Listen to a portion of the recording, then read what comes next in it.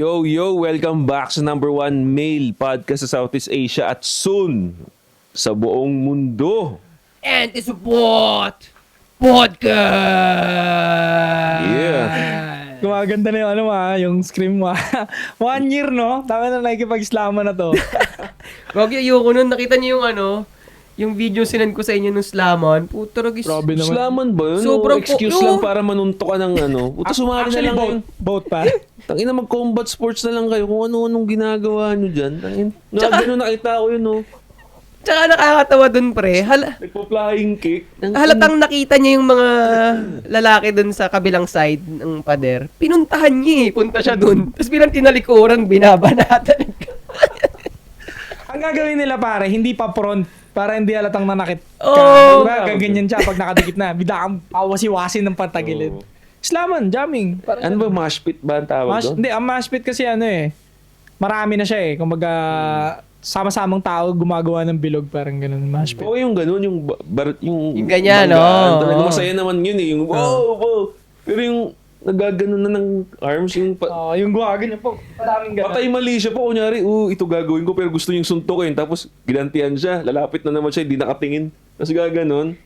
Ang dami nga napuputokan ng uso at labi dyan, pre. Pag yung Combat sports na lang kayo, may benefit pa. Hayop Tsaka ang kayo. pangit mo kung kangkarot eh, di ba? Oo. Ganun ang puta yun, di ba? may taekwondo eh. Kangkarot ang Ano sports mo? Jamming. Jamming. Nak na po. Dapat. So isa daw, general lang sa army. Tigil niyo yan sakitan dyan. Pero okay lang yung banggaan, diba? At puso ko nasa magsasaka. And ako ang hari ng hip-hop underground scene. Wala pa rin pinagbago, ako pa rin. Josh on point para sa lahat ng social media. No? Kung gusto mag-amoy bad boy, may class para yung mga perfumes natin, lahat available pa sa TikTok shop natin. At kung lalaki ka nanonood nito, pare, mag-sports ka. Pumasok ka sa sports ngayon pa lang. Pagkatapos mo rito manood, mag-enroll ka ng sports. 8 Asset, YouTube, TikTok, Facebook. Shoutout sa LV Trading, Better Living, Parañaque. Meron silang drop-off dyan para sa mga seller ng Shopee at Lazada. Tsaka kung gusto nyo ng ganyan, kaganda na gupet, katulad kay Sadaw. Silang Stick and mapagupit. Dapper sa President Ab. No, galing ako doon nakaraang araw. Oo, nakita ko yung picture mo. Doon yun. Stick and Nice. Dapper. Another week, another... Kamusta kayo? Anong pinagkabalaan nyo ngayong week? Ako. Busy ka sa pull-up Nakikita ko lagi Pero hindi, nagtitrade. Hindi naman secret, pero hindi ko lang pinopost. Nag-shadowbox ako. Gaganda sa atin to, war. Pero hindi, ako sinabi ko na hindi kayo ang tatanggap nun. Pero hindi, napag-usapan na rin natin yung sunod nating spar na touch Ang ganda lang yun, pare. Yung sinend mo sa GC na yung... Ganito yung kamay mo, di ba? Pag binabato mo.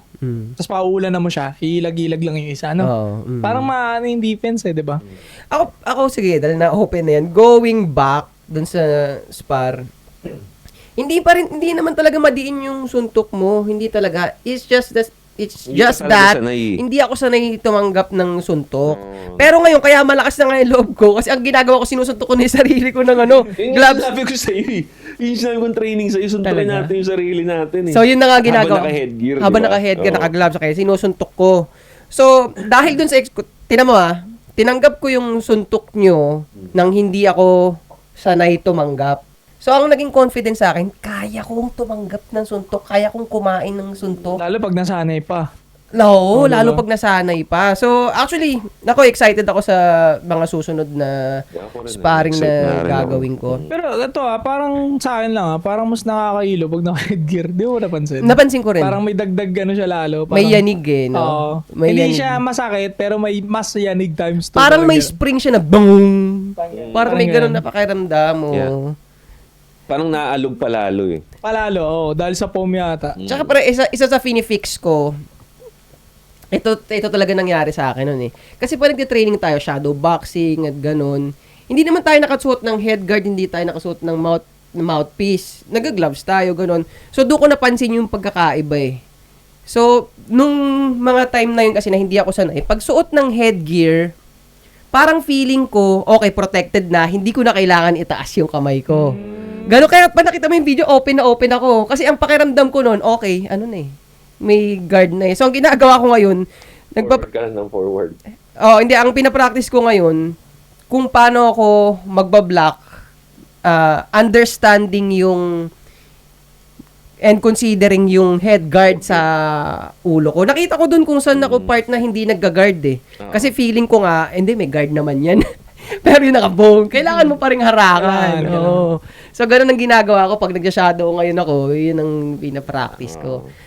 Nakita mo rin pala. Yun Nakita na yung ko. problema rin sa Nakita akin. ko. Kasi, kaya nasabi ko na maganda yung form ni sa daw nun. Kasi, naka-hands up tayo. Nakaganito siya eh. Tayo nakaganito eh. Nakaganito ako. Nakita ko, sabi ko, nakaganon ako. Hindi naman ganyan yung pinapractice ko na hindi Di ba? sa akin eh. Oo, di ba? Oo. Iba siya sa binivisual mo. Oo, Iba. hindi ganun Iba eh. siya sa Kasi pag binivisual. nagpa-practice kami, nakaganito ako eh. Tapos nung nag-press sparring tayo, pinanood ko, nababadtrip. Ba't nakaganito ako? Kaya wala nag-chat to na, punta ako dyan. Sorry na. Ginamon ka niya. Papapractice Kasi pala siya. pero alam mo, kung tutusin, kung maganda lang ang depensa ko that time, talagang okay lang yung suntok kahit lakasan nyo pa nga eh. Kasi dahil okay yung depensa. Eh, ang pangit naman talaga ng depensa ko nung sparring na yun eh. Kaya talagang, ano talaga eh, alog talaga eh. Yun, so, yun yung mga... Next week, try ulit natin. Di try. Gagawin talaga natin next week. I-sparring ako nakaraan. Ang laki talaga. Yan ba yung story mo? Yung story ko. Ang laki niya, ang lapad niya sa personal. Parang dalawa ng timbang ko, parang gano'n. Kumuha na ng tubo si coach kasi nga baka lakasan namin. Kasi ang laki niya, di ba? Mamamalo na siya. Iniisip niya baka pag natamaan ako ng matindi. Mag-init ka. Oo, lakasan ko din pabalik. Ganyan. So, kumusta naman? May tubo siya. Ayun. Wala. Touch ako. Ito. Katawag ko kayo sa paa. Sanay pala talaga ikaw sparring, no? Sa gym. Hindi naman. Sakto lang. Touch. Ganun. Basta nakaka-experience siya. Suntok-suntok na rin siya. Kaya, napanatili niya yung form niya talaga. Ako nga, Nakakailo din naisip ko, Mabigat yung kamay nito ni Ching. Yung braso niya mabigat. Lalo siguro pag sinamahan niya pa ng twist yun. Kumbaga full ano pa lang yun full arm pa lang yun Yung lalo na pag, ano na talaga, no? Yung hinog na, kumbaga. Tsaka yung form mo, mali pa nga eh. Na-plant mo na yung paa mo lalo. Yan. Kumbaga yung bigat lang ng kamay na receive ko pero nakakailo. Lalo yung yung na-corner ako, napanood mo ba yan? Parang 20 seconds. Corner ako, parang ginanon yung kamay. Pong! Ginanon mo, diba? Oo. Ano nga, sinabi ko rin sa sarili ko, kasi basta nasa phase ako ngayon na, kaya natutuwa ako kaya maganda ng mag-aral ng bagay na bago sa'yo. May excitement. Totoo. Sinasabi ko sa inyo, Ayan.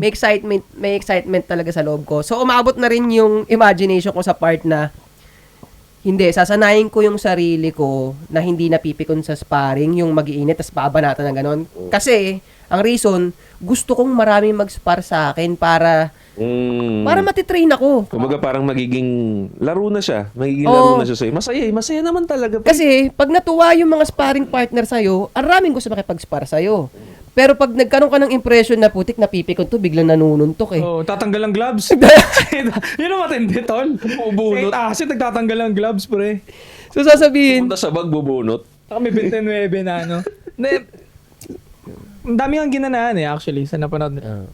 oo, yung isang tropa, message sa akin.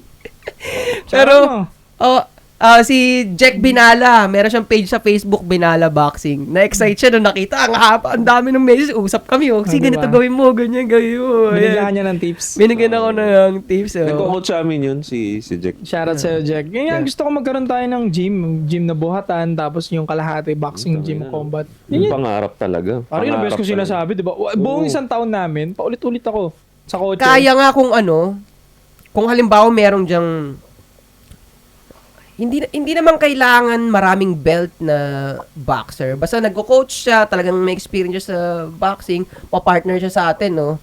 Pa-partner. So, para matuloy natin yung boxing gym na yun. Di ba? Kailangan talaga may isang masigasig na coach na Oo. Gusto yung ginagawa niya. Gusto yung ginagawa. Oo, Kasi yun. tayo, kaya gusto natin magtayo nun. Kasi nakita natin yung saya na nabubrot nun sa ating mga kalalakihan at siya yung band din. Oo. Kung yun ang para sa akin, kung yun ang mindset ng tao or magiging coach na natutuwa kasi ako pagka nakikita ko natutuwa yung mga estudyante ko tapos kinabukasan gusto mag-sparring kasi na-excite na matuto. Kung gano'n, di ba? Hindi lang basta kita or Passionate. Basta passionate talaga. And yun yung reason bakit gusto natin eh. Yeah. Gusto ko magtayo ng gym kasi tutuwa ako sa pagka may kabanding ka, tapos mga parehong tao na parehong hilig parehong gusto mag-improve sa isang lugar, masaya tignan yun. Yeah. Tsaka, gusto ko lang gawin tong announcement na to sa pinaka maayos na paraan, malumanay, friendly na paraan. Open ang inbox ko kung gusto mo akong kasparing. Nakaspar ko na si Isa daw, nakasparing ko na si Joshua Point. Hindi, sinasabi ko nga sa maayos na paraan. Gusto ko ng kasparing na maayos sa paraan. Sakitan na walang yan, hindi ganun ang gusto kong mangyari. Ganun. Gusto mo rin matuto. Gusto ko matuto. So, open ang inbox ko, message mo ako. Kung malapit ka lang sa either sa Molino. Sinong content creator ang gumagawa niyan? Mm. Wala. Puta sa 8 asset lang ang nag-open yan dito. Saan nyo pa yan? Ayan na. So, kunyari may beef ka 8 asset. Pero gusto mo rin matuto mag-boxing. Ayun, open o. Open. Oh, di ba? Open. Tangin. Naglalabas lang to ng 29 pag napikon na.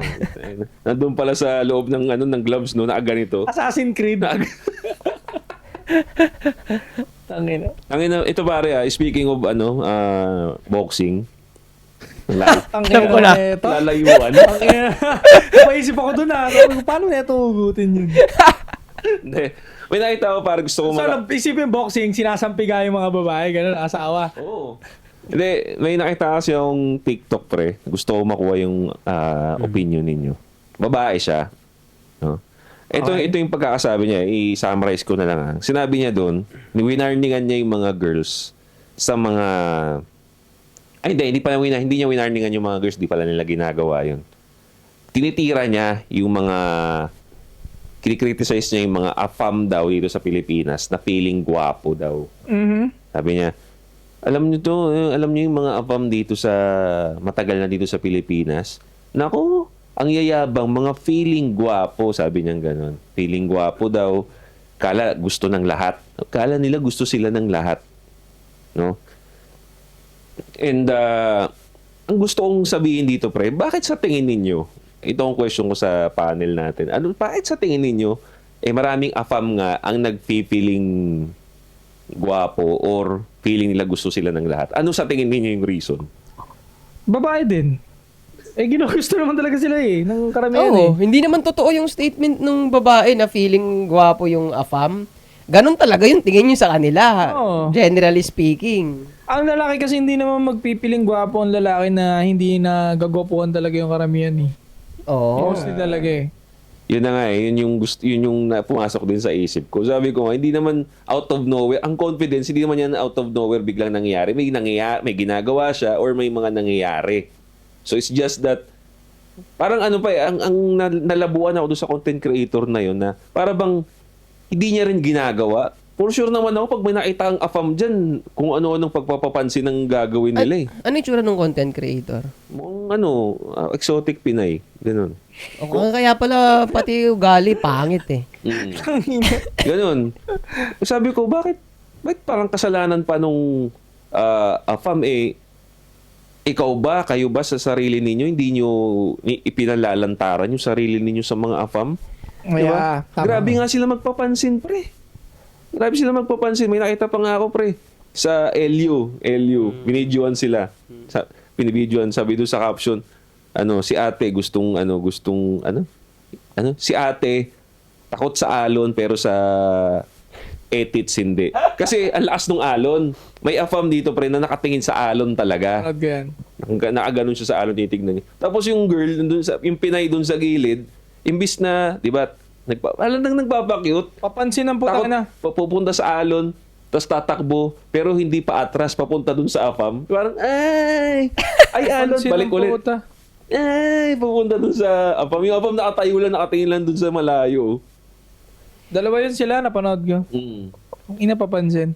Pero, sige. Hindi, ikaw muna. Ikaw, mas importante yan. Ako muna, sige. Hindi, question tong sa akin Ano tingin mo hugot nung babae na yun? Bakit niya ginagawa yan? Nakasasaga, bitter yun. Malamang. Baka Oo. hindi siya nagustuhan ng kano. Kasi kung kano kasama niya, nagustuhan siya ng kano, hindi siya magkasalita ng gano'n. Hindi siguro siya pinipili. So, di ba? Bitter nga lang Bitterness. Walang walang sense yung sinasabi, walang katotohanan dun sa sinasabi.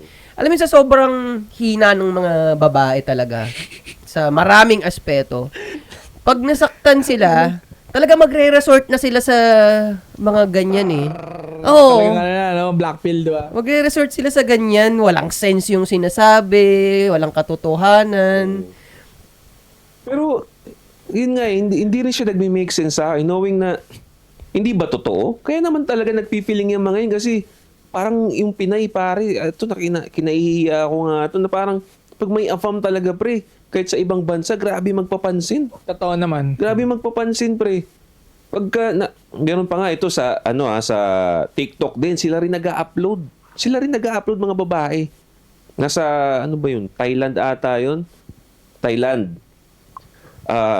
Wala pang consent ng AFAM to, pero sinasali nila sa mga videos nila. Tapos lalagyan nila ng mga flirty music, kunyari, parang may something na nangyayari. Sa pila, papunta dun sa tourist attraction. Titignan nyo ng ganyan yung AFAM. Tapos sinuslow mo pa niya. May nagbi-video sa kanila, tapos yung AFAM parang walang nandun siya, ang layo ng tingin. Alam mong hindi siya yung attention. Kasi makikita mo naman sa mata eh. Ang layo ng tingin. Siyempre may titingin sa'yo dito. Titignan mo rin. Tapos, ganyan. Tapos, lalagyan niya ng sound effect. May same AFAM din. Kunyari, babanggain niya. Tapos, ganun. Sobra talaga magpapansin. Ngayon, kaya nagpipiling, ito pa. Ang dami ko rin nakikita mga vlogs ng mga Amerikano, pre. Na parang ang tingin na lang nila sa Pinay, pre. Talagang pangkantutan lang talaga. Tayo rin naman gumawa nun. Na nakakainis, pre. Na nakakainis. Biruin mo, imbis na ang tingin nila sa Pinas, kaya nga malaki pasalamat ko kay Pacquiao. Kasi nga, kahit papano, nagbigyan niya ng Pilipinas na parang masculine yung mga yan, malalakas yung mga yan. Pinoy, boxer talaga. Pero ito isang side eh. Oo, malakas nga sa boxing at the same time din, putang ina, papalakantutan lang ng mga kano. Kasi, let me ask you something, guys. Sige. Masisisi nyo ba sila? Sino? Yung mga Pinay natin. Masisisi ko sila? Oo. Masisisi ko sila. Kung ganun sila sa APAM. Well, kung may sila pare, kung self-aware sila na kapokpukan yung ginagawa nila, wala tayong problema. Ang problema kasi, sabihin natin, preference nila yan, di ba? Wala naman tayo dyan. Ang ayoko lang kasi na inilalabas nila dito, katulad nga nung nag-post, kaya nga na-brought up ko to, is parang galit na galit sila na nagpipiling pogi na yun naman ang pinakita nila. Totoo. Yun naman. Di ba? Dahil din sa kalandian nila, di ba? Yun din eh.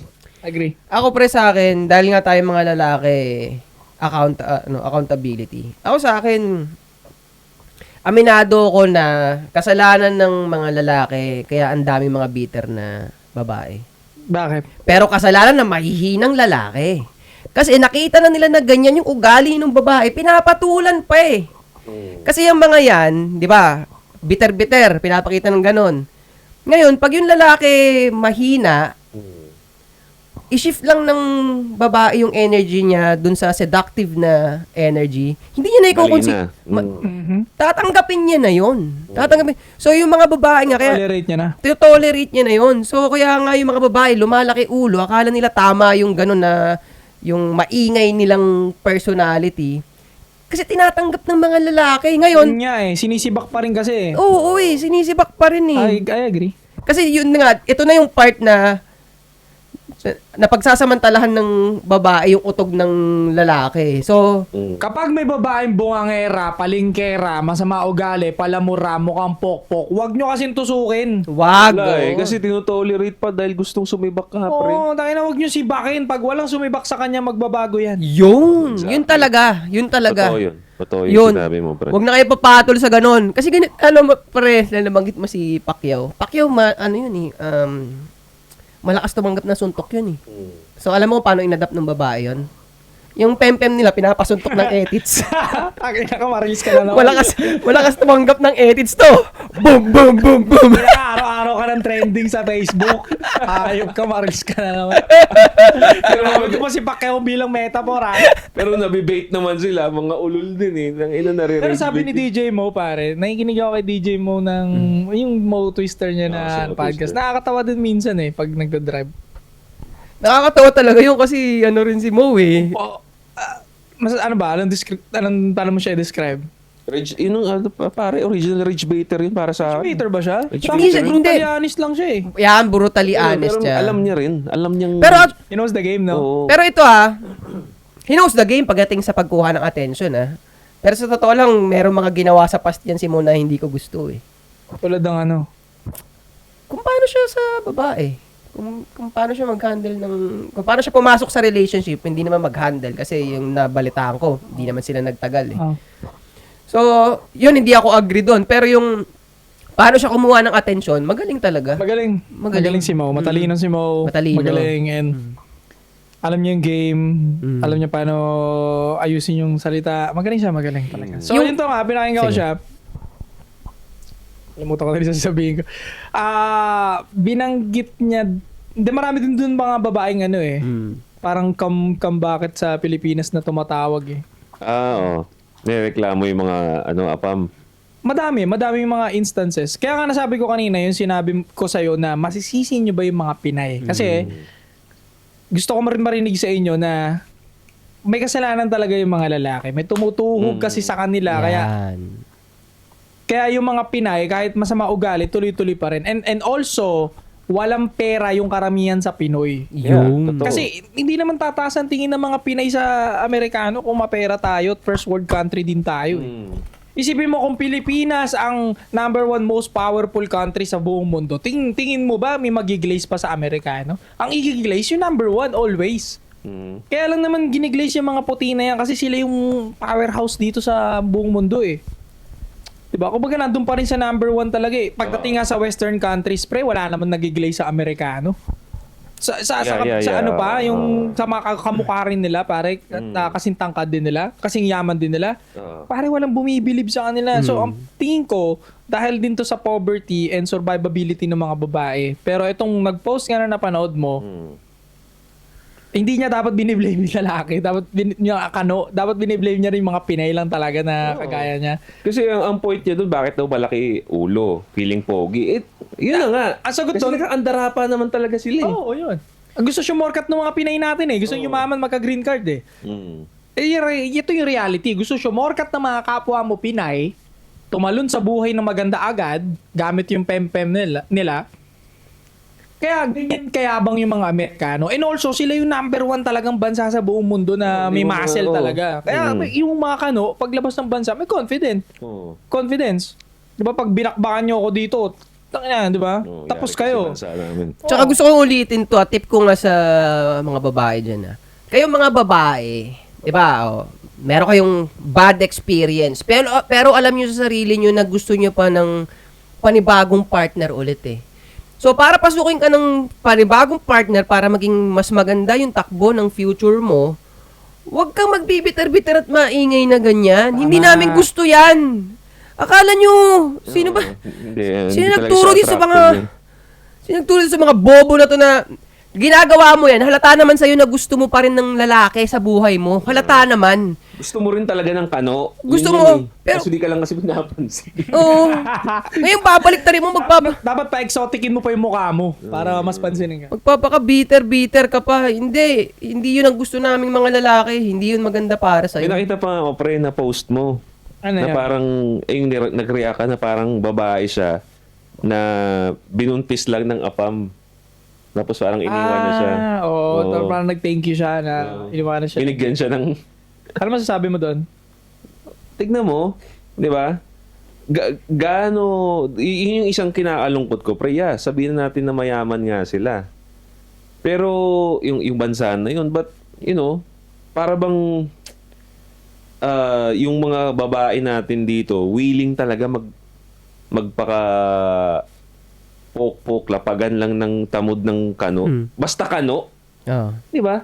Kumbaga, sabihin natin mas mayaman nga sila, and if ang goal mo bilang babae, gumanda yung buhay, okay, go. Unang-una, ang pinakamagandang way para sa akin, magtrabaho ko sa ibang bansa. Kumbaga, nandun yung organic. Di ba? Talagang may dignity, may respeto na makukuha ka dun sa Amerikano na gusto mo rin na maging partner mo. Di ba?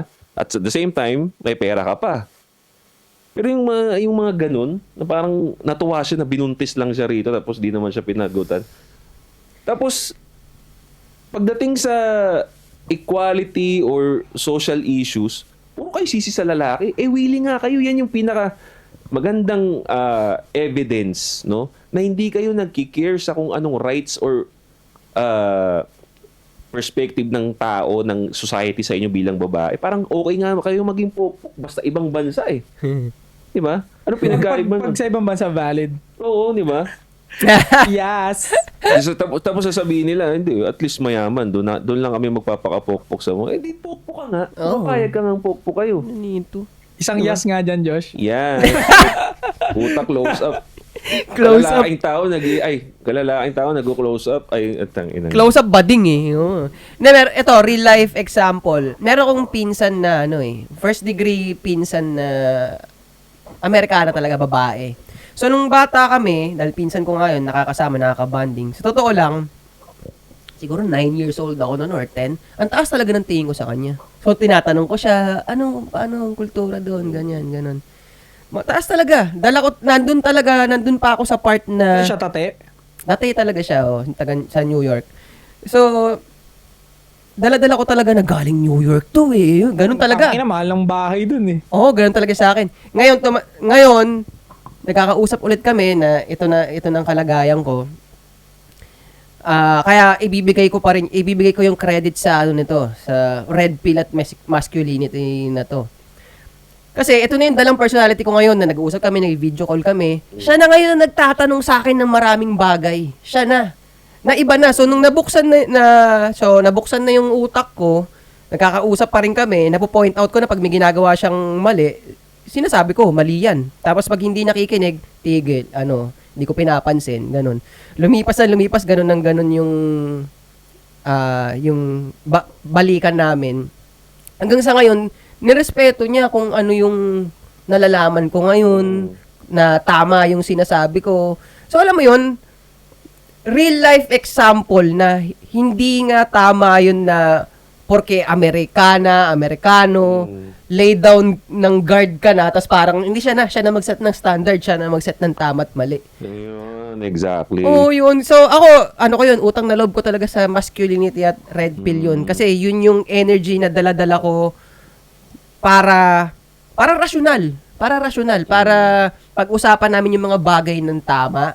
Agree siya. Tapos ngayon siya pa message pa ako. Di ba may asawa rin ka, Louie? May asawa't anak nga yun. Tinatanong ako kung paano niya didisiplinahin yung anak niya. So sabi ko, putik, hindi ko na trabaho yan. May asawa ka.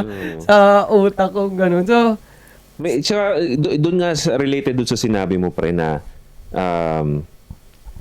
tawag dito, sabi one point mo kanina, yung masisisi mo ba yung mga babae, di ba? Yes. Yeah. Totoo, agree din ako. Talagang pagka-Amerikano kasi yung tingin ng iba, talagang automatically, boom, standard, di ba? Saan ang stand mo ba dun? Hindi, ako pare, nag-agree ako doon. Pero, sa jeans, oo.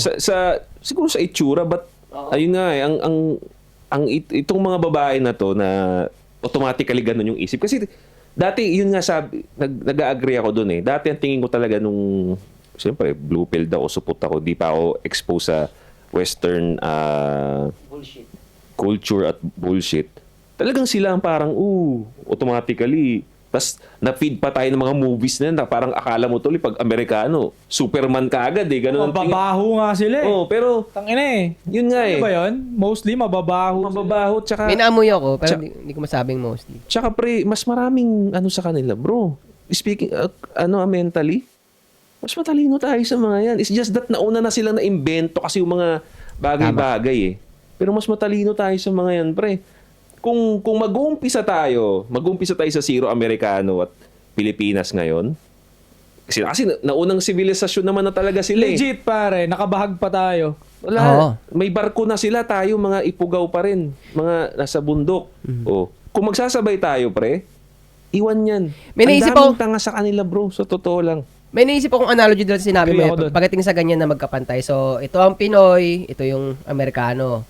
So, simula bata to So, anong nangyari kasi, from bata, so zero ka, tanggap ka lang ng information, nakakalamang yung Amerikano kasi front seat sila sa lahat ng bagay-bagay eh. Yeah. Yan, yes. Yes. Putang. For example na lang, yung barko, pare, bago ma-receive ng Pilipinas yan, kailangan 50 years old yata or 100 years Sa kanila, napaglumaan na. kailangan matagal. So, bago mo makopya yung sistema, upgraded na sila ng ilang dekada.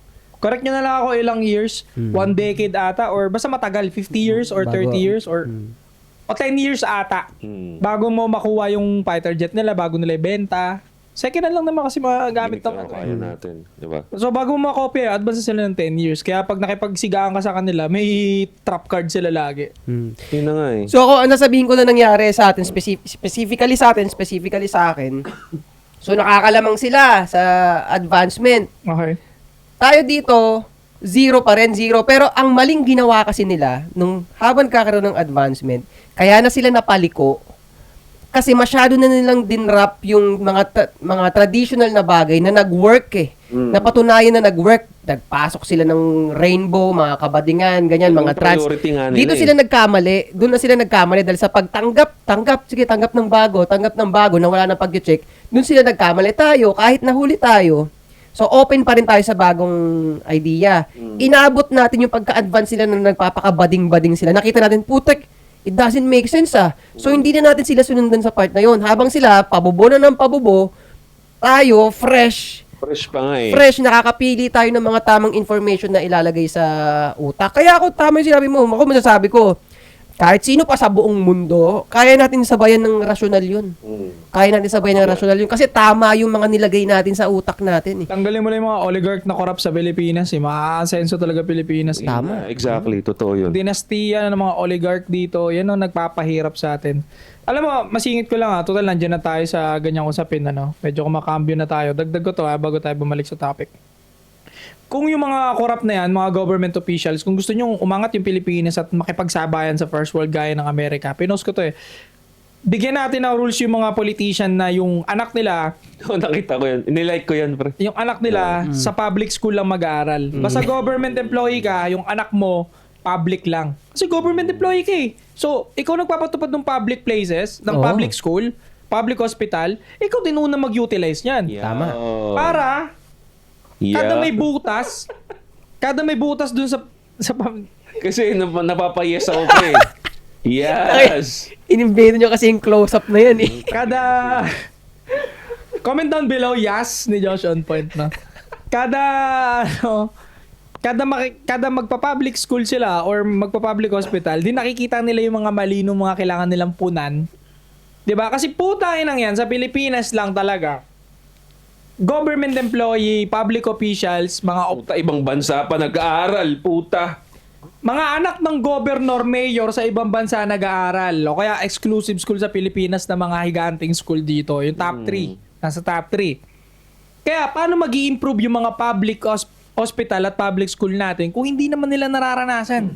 Elitista sagad sila eh. Kaya nga Anong eh. pakialam ng mga politicians na yan sa inyo kung... Gandang ano yun. O kasi pre, hindi nga nila nararanasan, so ba't nila ayusin? Tama. Dapat required, no? At least Dapat. kahit grade school man lang, public school yung mga anak nila eh. Hindi. Tagdag mo na high school. Dapat doon high school. magtapos. Kasama yun. Kasi,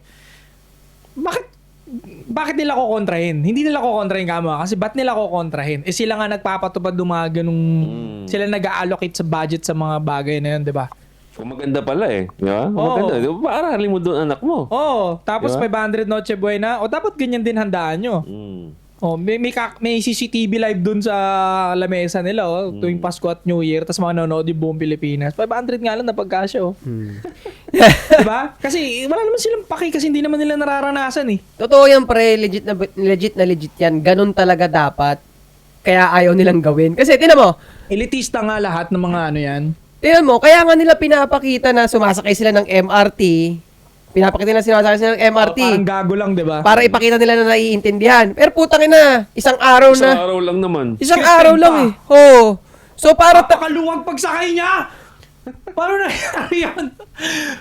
Tangina pag rush hour, sumasakay kami, nagtutulakan dun Oo. Singitan Ultimo kahit babae, putang ina, nakikipagdigigan talaga eh. Siya ang luwag. Tangina may mga bodyguard 30 meters. Tanginang nakakainis ang puta. Balik Diba? dun sa comeback na mga Pinay, Ako kasi dalawa ang panig ko kasi. Wala akong ma-blame, alam mo yun. Kasi nga, yung kano, kaya yung mayabang, first world country. 6-footer, Gets. maputi, Oo. may pera. Yeah. O, pag naglakad niya, maangas talaga. Anong gusto mo? Mag-humble yan? Choice niya na yun, di ba? Yeah, Kung yeah. gusto niyang maging humble or what. Bitter lang yung nag-post na yun eh. Pangalawa, hindi natin masisi yung Pinay din kung ba't nagiging pokpok sa kano. Eh, mahirap ang buhay. Oh. Hirap ang Diba? buhay. Kasi Talaga, kung oo. mayaman ng Pinay na yun, kasing yaman ni Bea Alonso yung Pinay natin na yan, na mga nasa babang exotic, tingin nyo ba, madali lang magpapaano sa mga kano yun? Hindi din. Totoo. Hirap. Poverty kasi ang tanging problema. Poverty, syempre, nakatanim na sa utak ng mga Pinay natin na, ay, nakapag-APAM to, makakapag-US to, makakapag-green card to. Okay yung buhay. Oo. Do, alam mo yun, do kapokpokan siya, Kapokpukan talaga siya. legit, At the end of the day, it's kapokpukan talaga. legit, at ayaw natin nun, at hindi dapat tularan. Pero, yun nga eh, ang hirap, basta-basta. Kasi nga, maraming mahirap na exotic Pinay, pare. Hindi, ngayon, dahil sinabi mo yan, naalala ko tong ano yan epekto yan ng global propaganda eh. Kasi merong data pre, nagsabi na simula nung kinat nila yung dollar sa gold, ang equivalent ng dollar mo ay may equivalent na gold dapat, kinat nila yun eh. Okay, cut na. So, print sila ng print ng dollars. Merong data na nagsabi, simula nung nangyari yun, mas marami naghirap, marami na-depress, marami nag-suicide. Kaya kung tutusin kung sino may kasalanan, yung kagaguhan na ginawa nila sa pera Ng Bakit? US. ng US. Marami naghirap. Kasi nga, simula nung ginawa nila yun, pre, di yung mga nagpiprint, sila ang madaming pera. Oo, dinadaya nila eh. Oo, dinaya nila. So, marami naghirap, kaya nangyayari na yung mga ganyang bagay. Kaya putangin na tong US na tong pinakabarako sa lahat. Kasi sa kanila nanggagaling yung dollar, unlimited print. Sila kasi ang ang mga standard, gamit eh. pre. Sila talaga ang standard. Sila rin ang pinakaunang nagpauso ng scam, pare. Yung ibigay mo pera mo sa akin. Bukod sa scam na nga yung sistema nung nangyari yun sa Federal Reserve, scam na. Si Charles Ponzi nga, nung ginawa niya yung sistema na ganun, yun. Ponzi scheme. Yung Ponzi scheme, si Charles Ponzi, kaya Ponzi scheme na tinawag. Tapos nakita na lang ng ibang Pilipino yan, uy, puta, effective yung gano'n ginaya na lang din dito. Lahat ng scam, Amerika may kagagawan. Tangin na, no? Oo, sila nagpauso niyan sa buong mundo. Yung bobula-bulahin ka, sige, bigyan mo na yung pera mo sa Networking, akin. kanila yun. Networking, oo. Ang tawag nga, to? Robbing Peter to pay Paul. 'Di ba? So, ibigay mo yung pera mo sa akin, kikita yan ng ganito. So, para mabayaran kita, ibigay mo yung pera mo sa akin, kikita bibigay ko sa kanya. Ganon, 'di ba? Tapos kumakat ka na sa gitna. Kung tutusin, ganon din ang ginagawa ng Amerika ngayon eh. Katulad nga nung yung pangingialam nila sa oil, 'di ba? Venezuela. Hindi naman sa kanila yung oil, pero mangingialam sila para dadaan yung pera sa kanila, kakat na naman sila. 'Di ba? Sa part na yan, sa Venezuela, yung oil, pares magigain eh. Totoo naman, totoo. Kasi hindi kayang kumubra ng Venezuela, pare. Kulang sila sa equipment. Kasi kinukurakot din naman ng loob eh. kinukurakot din nila. Number one, kinukurakot ng officials doon sa Venezuela and kulang sila sa equipment para makuha yung dami ng tonelada ng oil. Pare, parang per day nila, correct me if I'm wrong, comment section estimate ko lang naman to sa nabasa ko. Parang 1 million lang yung kayang kunin ng Venezuela every day. Tapos with the help the equipment ng US, kaya ng 7 million to 8 million. Yung pag-extract ng oil. So mabilis. So sabi ng US, pairon kita ng equipment, tayo din akong percentage ng oil. Pares tayo mag-gain. Kasi sayang naman yung oil kung hindi mo ma-extract ng mabilis. 'Di ba? Hindi nga rin kaya naman sana bumili ng Venezuela ng equipment. Ang problema nga lang, kinokorap. Kaya natuwa yung mga tao. Yay! Yan. Tsaka, hindi ako, alam mo, pre. Pero devil ni Trump dun sa part na yun. Biraso talaga no? Biraso. Kailangan din siya eh. Pero parang, justifiable na hindi justifiable. Parang gano'n eh. Demonic eh. Hindi, alam mo, kaya nga sabi ko nga, nung may nag-comment na pro-China daw, pro-Russia, hindi ako meron akong opinion sa mga bagay-bagay. At sa lahat ng opinion na binibitaw ko, para malinaw lang, wala akong stand dyan sa mga yan, Kasi lahat ng nangyayari na to, para alam nyo, game theory. May game theory na tinatawag. Nagbibitaw sila ng mga bagay-bagay. Halimbawa, yung mga ganyan. Pero, maraming nangyayari na hindi natin nakikita. Dami pa. Oo. Uhusgahan mo yung isang move na, kaya ganito kasi ganon. Pero hindi. Marami kang hindi nakikita. Yeah. Mamaya, advance sa 5 move yan, parang sa chessboard. Exactly. Pinagalaw to para makain yung gantong bansa. Kaya maraming galaw yan. Yun. Yung nakita nila na ganun, yun lang yung ibinigay sa yung information. Hindi naman isang tao, government yung gumagalaw, Yan. Brad. Kasi nga, ito nga, pre. Sabihin ko sa inyo, Sobrang babaw mo pagka yan lang ang pininpoint mo. Masama yung ginagawa niyan. Bansa yun. No? Milyon ang pinapabayad niyan para magkaroon ng utak, magkaroon ng plano. Tapos makikita mo lang na, ano ba trabaho mo? di ba? Tapos ang talino mo na pinpoint mo yun. Ikaw Diba? lang. Di ba? Sila ilang utak yun sila. Oo, trillion nga ang pinapaikot nilang pera, pre. So, hindi talaga natin makikita. Yan ka lang, wait. Kaya nga, ang sinasabi ko, meron kaming opinion, meron akong opinion, pero wala akong stand dyan. Kaya merong mga iba dyan, galit na galit, nakala nila, alam nila yung totoong nangyayari. Gago, isipin mo ako si Trump. Trillion yung kapangyarihan ko, ang taas. Trillion yung pinapaikot kong pera. Magpapabasa ako ng moves ko sa sa keyboard warrior ka lang dyan. Di ba? Hindi mo mapapabasa yung galaw niyan. Akala nila may favoritism kang bansa. Di ba? Hindi nyo alam yun, gago. Yung mga ganyan nagsabi, pro ka, pro. Level, ka lang, surface-minded ka lang kasi. Surface-minded ka lang. Kumbaga, hindi naman ganun tayo dito. Kumbaga, alam namin or inaalam namin hanggat maaari kung bakit nangyari yun. Hindi lang basta yung result kung ano yung nangyari nun. Dinagta mo na agad yung tao eh. DDS ka. Di ba? Bago tayo dumako sa tanong, no, last na to, yung kay Trump, tingin ko magkaka World War 3 dahil may mga moves na siya ng walang justification. Doon talaga babagsak sa paborito kong salita eh. Kapag ikaw bira ng walang justification, away ka ng away ng bansa, dyan na magkakaroon ng gulpihan ng bansa, pre. Sabi nga ano bang reason, di ba, oil? Saan ba madalas ginagamit ang oil? Di ba? Sa lahat. Pag marami kang oil, mas powerful kapag dating sa gera. Kasi Actually, marami kang pang-andar ng tangke, ng mga battleship, eroplano. Actually. Kaya possible na yan. Kaya At- babading-bading ka, yari ka. At bukod sa panggera, tol, hindi ka takbo bansa mo ng walang oil. Oo. Yeah. Hindi kayo basta hindi ka gana bansa mo. Actually, kahit nga mawala gold, pag nawalan ka ng oil sa bansa mo, magko-collapse yung bansa mo. Sa bagay, hindi. Kaya tatakbo diyan. Kaya make sense yung sinasabi mo. Kasi kung tutusin, yung makinarya para magmina ng gold, gasolina rin ng Gasolina. Pag sa kuryente, gasolina.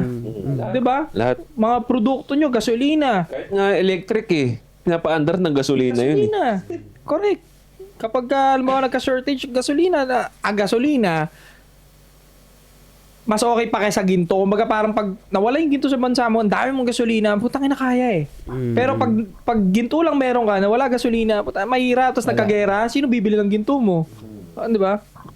Buga na to eh, parang ganoon. So yun, punta tayo dito sa comment section ng YouTube na nababasahin natin yung mga ibang comment dito. Baka sabihin nyo, wala kaming paki sa inyo. Ito, every episode, binabasa namin. Habit na yan. Pero unahin muna natin yung mga member natin, syempre. May favoritism ako eh. Yun naman. Siyempre yan. May benefit. Isa yan sa mga benefit. Nasa unahan ka. Ito sabi ni Quirk, walang choice kung hindi laging mag-level up. Yan, shoutout kay Quirk, 5436, member natin. Lyrics yun kasi, di ba? Walang choice kung hindi mag-level up. Yung sa intro natin na nagpalit ng ba yun? boxing. Yun, oh. Yeah, yes na. Si Echo ba yun? Hindi ka kasi nanonood ng ASSC. Ako nanonood ako, pre. Hindi ko lang maano kasi yung lyrics, mahina Pre, ako sa si wording. Echo ba yun? Si Echo yun, no? Si Echo yun, no? Pati yung Boses. intro. Intro-outro siya yun. Angas ni Echo. Lagyan mo na swag! Shoutout kay Echo. Alam mo, ba't niya ginagawa yung pare? Kasi nga, na-realize namin na, tangina, wala. Ito mundon to, pare, para sa akin, isang malaking playground lang to. Exactly. Tama yun, pare. Isang malaking playground lang, parang, do what you want. Hindi. Sige, gusto kong pag-usapan natin si Echo. Sige. Hindi niya palang nakukuha yung ano niya. Wala, kumbaga, yung pinaka-glory na para sa kanya. Pero, tama yung ginagawa niya eh. Tama yung ginagawa ni Echo eh. Tuloy-tuloyin niya lang yan. Eventually talaga. Trippings lang. Actually, No. trippings lang Yun na talaga. nga, Parang, oo. Saka pag lumalabas kami, parang nantitrip lang, masaya, ganito, ganyan. Ganun. So, sabi dito ni Ian Forzado 6076, I agree with them. Accountability, kakupalan ng victim blaming. May consequences talaga lahat ng gagawin mo. Yeah. Yan, sabi niya. Unfortunately, ilan lang tayong may alam niyan, pre. Kasi, yun na nga, isa yan sa mga kinainisan ko sa Amerika. Puta, nag-influence ng mga kawokan. Tapos, nung lumagana, puta, hindi nyo rin kami tutulungan na alisin din yung mga yan. Katulad ng mga LGBT, kanila ng mindset naman yan eh. Sige, nila, no? Oo, tapos, pre, oh, mayroon talaga silang, kasi anong nangyari sa Amerika, sa tingin ko lang naman meron na mga clan na nakuha nila yung posisyon na yon. Ngayon ayaw na nila bitawan kasi ang sarap nung power nila eh. Ang sarap nung power. At ang mahirap din dun, sa laki ng power na hawak nila, pag yan humina, malamang papatayin sila eh.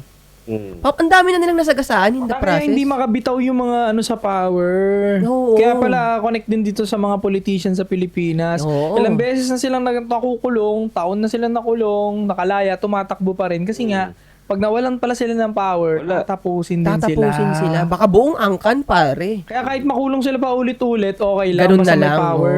Ngayon, Okay. kaya sabi ko sa'yo, walang Curse din, no? curse talaga, pare. sobra-sobra naman din kasi. Para sa akin, pag sobra talaga, matinding problema rin ng ano yun mo dyan eh. Yung pag-corrupt. Oo, pag Parang sobra-sobra. curse din talaga siya at the same time pag nasa yun na, no? Kasi, alimbawa, kaya ako nasabi na yung kabadingan, wala silang planong kumambyo kahit nakikita nila yung kaguluhan. Hindi kakambyo yung mga yan. Ang sunod nga nilang balak gawin, pati yung mga pagkain natin galing na sa laboratory. Hindi na yung mga nakatanim na ganyan. Hindi na organic. Hindi na. Kung tutuusin, nabubutasan nga rin ng agriculture eh. Kasi ang sistema ng agriculture, yung mga bagay na dapat, mga hayop, yung malayang nasa wild lang dapat. Ang ginawa ng agriculture, pinagsama-sama sa isang ganito, di ba? Kasi pinagsama-sama dahil aanihin yan, ibebenta sa mga tao. Kaya nga, kahit yung mga ganon, sinasabi rin nila na hindi na nga rin organic yan eh. Hindi na rin organic. Ngayon, ili-level up nila sa laboratory yung meat. Sa laboratory na nila gagawin. Oo, basta yung Issue pa rin naman hanggang ngayon yan eh. Kasi nga Actually. yung mga manok nga daw, lalo dito, talagang tinuturukan talaga para mas lumaki. Kasi sa Japan nga daw, tataka sila bakit pag pumupunta yung mga hapon dito, ang lalaki daw ng manok natin. Sa kanila daw ang liliit. Eh, yun nga daw pinagkaiba, may tinuturok daw kasi dito. Doon sa ibang bansa wala. So, yun nga ganun. Yun, so lalo nilang palalalain pa yun. Tapos isa pang pinopromote nila, own nothing and be happy. So pag nilagyan nila ng illustration yun, para magiging matrix talaga. Magiging yung virtual, mga marami daw tao na nakaganon na lang. Yung virtual, yung sa Apple lang unang nagkaroon ngayon, di ba? Nakaganon na. Tapos, basta sinasabi nila eventually parang yun sa matrix talaga ang mangyayari. Yung mga katawan ng tao, mga nakaganito na lang. Actually, hindi malabong mangyari yan, pero tatalakayin natin yan sa next episode. Ayun mga pare, no? So, kung natuwa kayo sa pinag-usapan natin, pare, leave a comment down below anong reaction nyo doon. Don't forget to subscribe, hit the bell para notify kayo sa mga bago nating videos. Anti-Sapot Podcast, magbabalik kami. 3 p.m. Good!